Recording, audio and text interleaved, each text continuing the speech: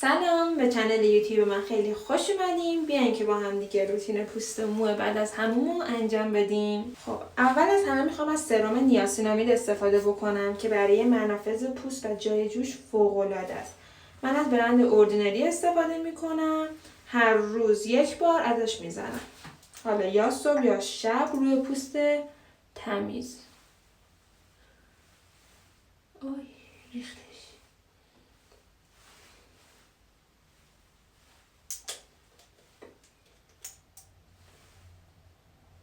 واقعا این محصول یکی از محصولاتیه که من خیلی دوستش دارم. قشنگ روی صورتم ماساژ میدم و بهش یه مقدار زمان میدم که جذب پوستم بشه. یه مقدار ممکنه پوستتون رو بخارونه یا احساس سوزش خیلی ضعیفی بده که کاملا عادیه.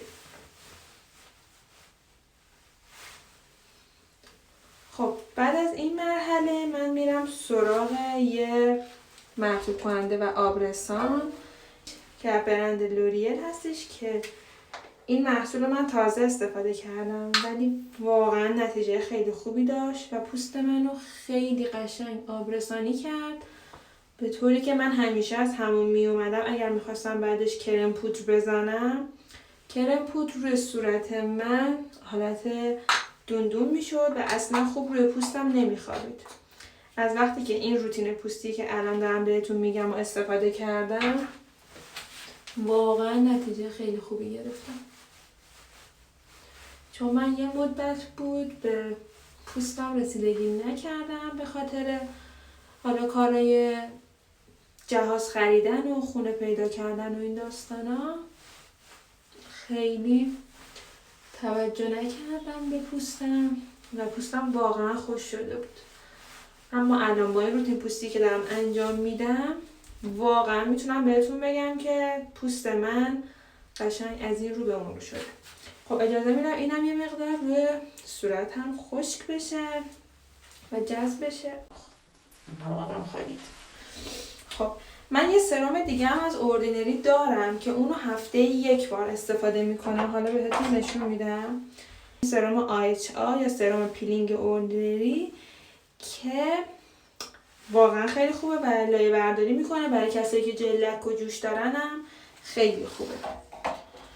خب حالا این یه مقدار جذب شد. حالا میخوام برم سراغ یه محصولی که خیلی دوستش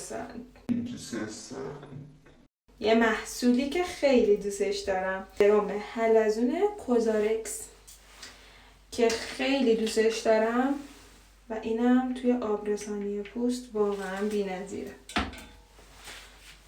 اینو اینطوری میکنیم و اول اینطوری تپ تپ میذاریم رو صورتمون که مقدار جذب شه. خیلی اینطوری روی صورت ماساژ نمیدیم، همینطوری میذاریم که جذب شه. من کرم دور چشم الان در حال حاضر ندارم استفاده بکنم، یعنی کلا خیلی کرم دور چشم نمیزنم، ولی خب باید حتما اینو توی روتین پوستم اضافه بکنم چون یه مقدار داره زیر چشمام تیره میشه. حالا این به خاطر کمخوابی این مدت و استرس و اینا هم بوده که حالا الان به مرور زمان داره بهتر میشه و خوب میشه، اوکی میشه.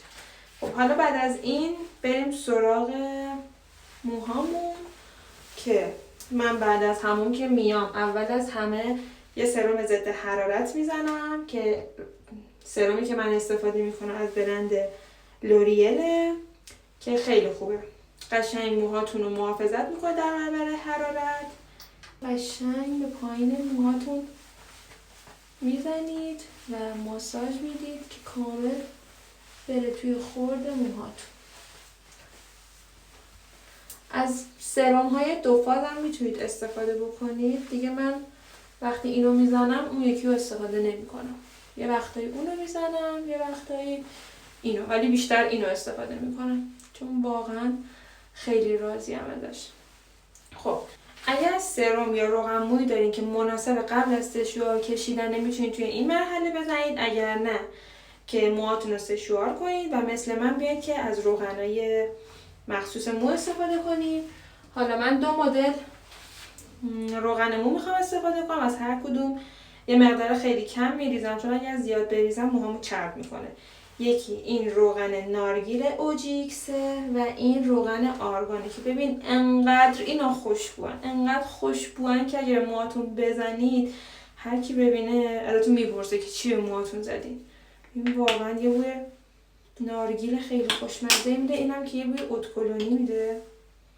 وای عالی ان این دوتا. خب با این موهامون سشوار میکنیم و بعد اون روغنا رو استفاده میکنم. کار نمیکنه. درست به برق نزده بودم، کار نمیکردن، درست شد.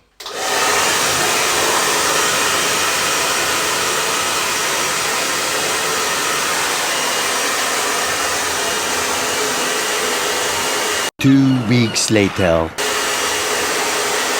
من موهام تقریبا خوش شد. من نمیدونم این صابخونه ما چرا پریز برق اینجا نذاشته و من مجبورم سرایی بکشم و سشوار رو بزنم اینجا تا بتونم توی همون سشوار کنم. خب الان میخوام از این دوتا روغن مو استفاده کنم. فقط گفتم که این دوتا خیلی چون چربن من از هر کدوم یه مقدار خیلی کم میریزم. اگر اینا رو زیاد بزنیم واقعا موهاتون چرب میشه. در حد همین تازه این زیادم شد. این قشنگ از اینجا به پایین رو جواب میده، حتی برای موهای بلندتر تا اینجا. خب اینا رو قشنگ توی به دستتون بمالید که یه مقدار گرم شه روغنا و تاثیرش بیشتر شه. خب اینو اینطوری بمالید به پایین موهاتون، قشنگ ماساژ بدید. فقط به ساقه موهاتون بزنید، به هیچ عنوان به ریشه مو نزنید چون برعکس جواب میده و باعث میشه که ریزش مو داشته باشید. خب من توی این مرحله که الان این سرما رو زدم دیگه، خب من نمیخوام موهامو مثلا صاف بکنم یه سشوار حرفه‌ای بکشم، در حد همین برای من کفایت میکنه و اوکیه. حالا من اگه خواستم برم بیرون قبلش یه سرم 2 فاز میزنم که محافظت بکنه از موهام در مقابل حرارت سشوار و بعدش خب موهامو یه براشینگ خیلی خوشگل میکنه. اما الان برای توی خونه خب خیلی نیاز نیست و همین اوکیه. خب امیدوارم که توی این ویدیو از من چیزای خوبی یاد گرفته باشین و اینکه بهتون بگم تمام محصولاتی که الان استفاده کردم رو میتونین از پیج اینستاگرام خودم سفارش بدین و اینکه از اورجینال بودن تمام محصولات 100% مطمئن باشید و خرید بکنید و لذت ببرید از این پوست و موی سالمتون. خداحافظ.